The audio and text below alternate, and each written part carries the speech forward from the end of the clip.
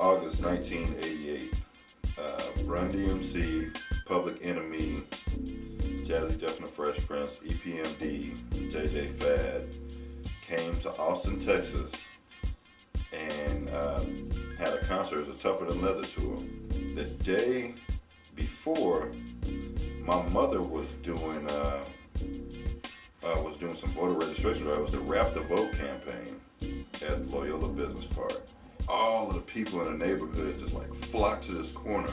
Run DMC performed Run's House on that corner, and I was standing right there up close, and you know, we all stand out there, eyes this big, because it was like real live, big time hip hop was right here in our neighborhood. That same weekend, they filmed the first episode of Yo MTV Raps. So a lot of things that went on that tour and at that show in Austin and the behind the scenes ended up on Yo MTV Raps. That weekend was sensory overload, so.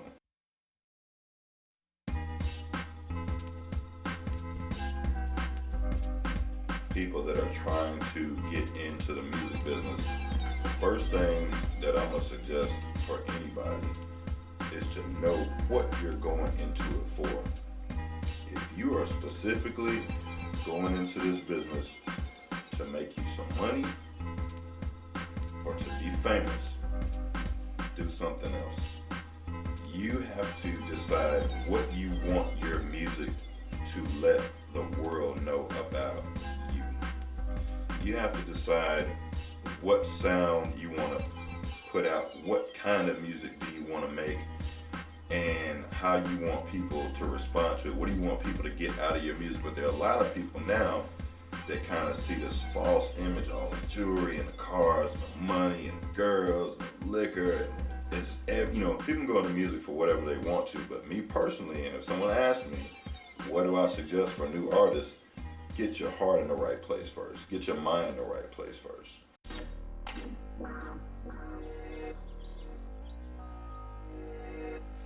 Oh, wow. The age thing in hip hop.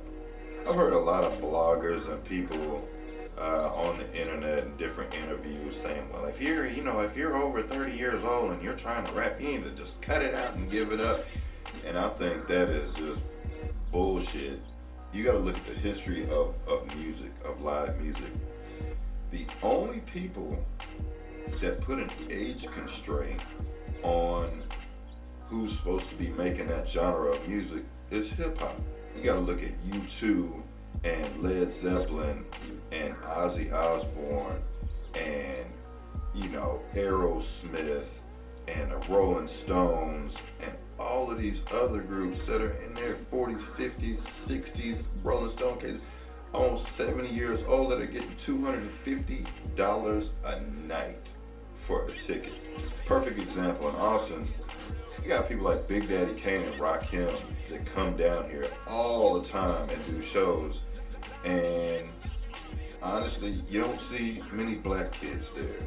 We tend to make fun of our artists when they get up and they, oh, Big Daddy Kane coming down, these old Rakim coming down, these old guys coming to do these shows.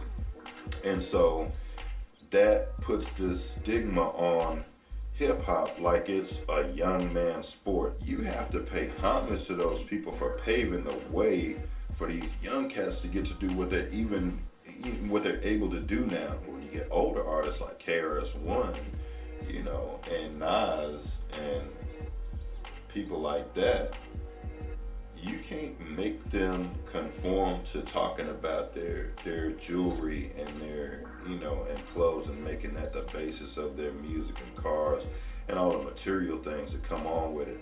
So you got younger guys who think that's what hip hop is about. That's what it's based on. If you don't have bling, you're not doing that. If you don't have no cars, rims, you're not doing that. If you ain't moving no drugs, you're not doing nothing. You're not doing it. And that couldn't be, that couldn't be more wrong. That couldn't be more incorrect.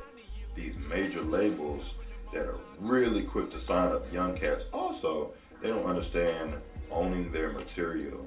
They don't understand owning their masters. They don't understand industry contracts. They grab them and they say, hey, we're going to give you some money, some jewelry, and a video, and you have all the chicks you want. And they're on it. as to where you take an older artist who's not gonna fall for the okie doke on that, and labels don't want to deal with it. I mean, it's too much thinking with him. He's on top of his game. Grab a little no name, and we're gonna make him famous and make him talk about what we want him to talk about.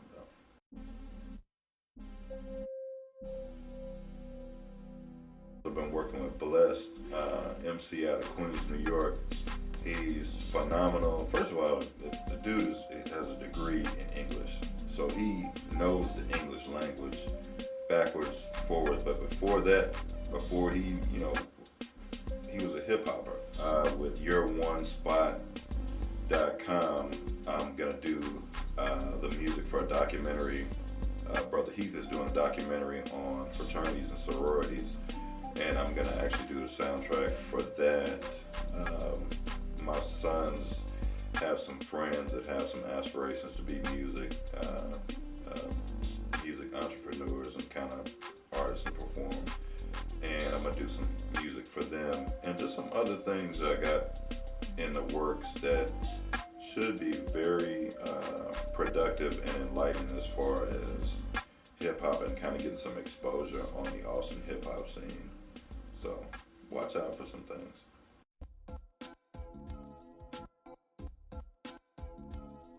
You can ask a lot of different producers. The song that you end up with is usually never what it started out as.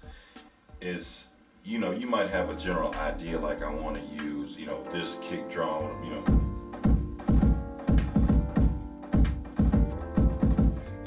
It's going to start out a certain way, but just through the creative process, it never ends up as what it started out with. It just depends on your emotions. It's how you feel. It's your thoughts coming out through the music. Period.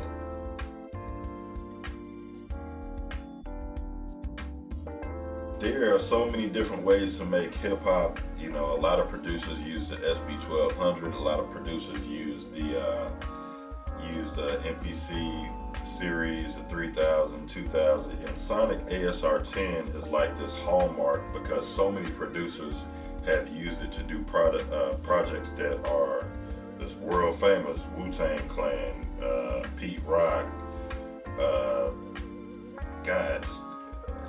Dr. Dre, a whole bunch of different people have used it in Sonic ASR10. I started using the Proteus and a lot of different pieces of equipment that have MIDI sounds, that have drum sounds, keyboard sounds, bass sounds, different percussion, strings. So I use my ASR10 as a trigger. It controls a lot of different things. So I'm not actually just using the onboard effects of the ASR10, but to me, it's just a workhorse board. Definitely turntables, a 1 and 2, and a mixer. That's very important. That's going to be your hip hop roots right there. And I've had this stuff set up so many different ways. And so now that I'm not really doing the live DJ thing as much, I don't have my turntables set up in like a DJ performance setup. I've got everything kind of convenient where I can get to it and use it as needed. So that's that on the equipment. There's a lot of different software now that you can use for recording medium, but I always go back to the ASR2.